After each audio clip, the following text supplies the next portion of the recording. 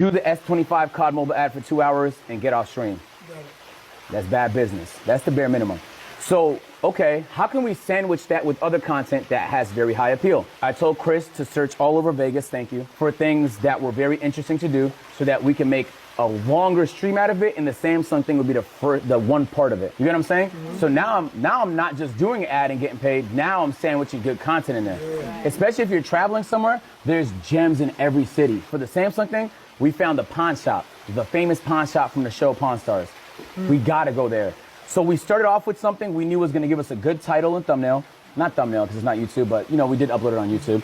So Pawn Shop is gonna be in the title, content plan, Pawn Shop. Pawn Shop is gonna bring people in. They're gonna be excited to see the Pawn Shop. We went in there, we shopped, Dylan was there with us, so we're doing it with someone that the chat also knows and loves.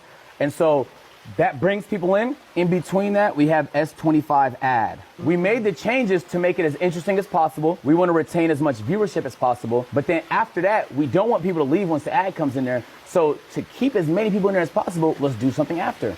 So we found this restaurant where, like, if you don't finish the food you order, you get spanked. It's called Heart Attack Grill. But that's a gem, though. Like, you have to research that. So then we went to Heart Attack Grill. So you can hear me as I'm doing the ad. I'm telling chat, like, we're going to Heart Attack Grill later. You're not going to want to miss it. So now there's an ad, but there's something before to bring people in, something after to keep people there, and there's an ad that we tried our best to optimize. We're getting money. We're doing great content. Everybody wins. So that's an example of what you should be trying to do with Droptix, with Bays, and with Moon Oral Beauty.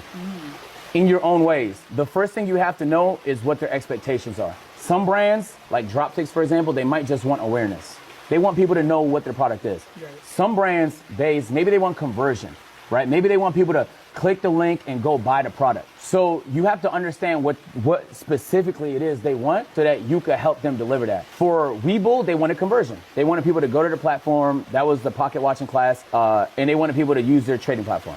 So I understand that. That's something that I referenced throughout the thing. And I found ways to include it into my lesson that didn't feel like it was taken away from the content. Like, it's so much, it's so easy to do brand deals in ways that, like, are fun. And the thing is once you start to build a portfolio, you'll get more and more fun brand deals.